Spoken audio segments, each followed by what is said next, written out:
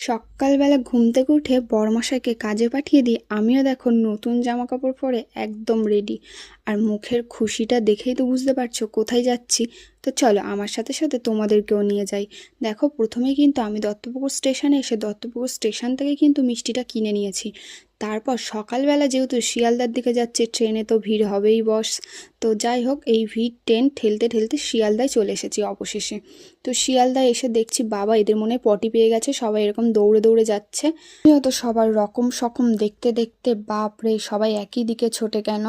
যাই হোক, তারপর এসে দেখলাম আমারও কিন্তু যে প্লেনটাতে যাওয়ার কথা ছিল সেটা কিন্তু ইতিমধ্যে ল্যান্ড করে গেছে 18 নম্বর স্টেশনে। তো যাই হোক, তারপর কিন্তু আমি আমার প্লেনে বসে দেখছি চারিদিকে সিটগুলো কেমন যেন একটু ফাঁকা ফাঁকা। তো আমি ভাবলাম বাবা যখন এই প্লেনটা পাঠিয়েছে তাহলে আমি প্লেনের ওপর একটু হাত পা ছড়িয়েই বসি। তারপর দেখো প্লেনে বসে কিন্তু আমি একটু খাবার দাবার খেয়ে নিয়ে আমি কিন্তু আবার আমাদের এয়ারপোর্টে নেমে গেছি।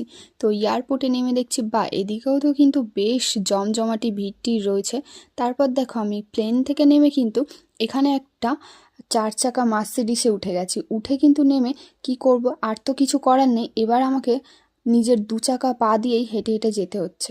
আর দেখো পুরো মাঠ কিন্তু শুকিয়ে গেছে। এতদিন আসতাম প্যান গুটিয়ে জুতো হাতে নিয়ে, আর এখন দেখো পুরো শুকনো মাঠ দিয়ে এসে আমার রেলাটা শুধু। আর এই যে এসে একটু নিজের ফেসটা দেখিয়ে নিলাম, তারপরে একটু গান্ডে পিন্ডে গিলেই কিন্তু আমি আবারও বেরিয়ে গেছি। আবারও চলে এসেছিলাম চাম্পাটি স্টেশনে। এখানে এসে একটু ওয়েট করছিলাম আবারও আরেকটা প্লেনের জন্যে। তো হাতে রয়েছে হেলমেট আর পার্স আর ডক্টরের কিছু কাগজপত্র নিয়ে আমি বেরিয়ে গেছি। মানে আমি এত ব্যস্ত সকাল থেকে ধারণার বাইরে। তারপর কিন্তু আমি চলে এসেছি গড়িয়া স্টেশন। হয়তো দেখে বুঝতেই পারছো এটা কিন্তু গড়িয়া স্টেশনে টিকিট কাউন্টারটা ছিল। তারপর গড়িয়া স্টেশন থেকে বেরিয়ে আমি এখানে অটোতে উঠে গেছি। চুল টুল উড়িয়ে একটু ক্যাত মেরে পুরো ওয়েলকিনের সামনে চলে এসেছি। আর এখান থেকে নিয়ে নেবো আমার রিপোর্টগুলো। এই যে রিপোর্টগুলো আমি হাতে পেয়ে গেছি। তারপর এখানে চলে এসেছে আমার হিরো মানে আমার বাবা। তো বাবার সাথে রিপোর্টগুলো নিয়ে এবার উঠতে উঠতে বাড়ির দিকে যাচ্ছি। বাবা একটু আমাকেও গাড়িটা চালাতে দিয়েছিল, বাট বাবা ভিডিও করেনি সেটা।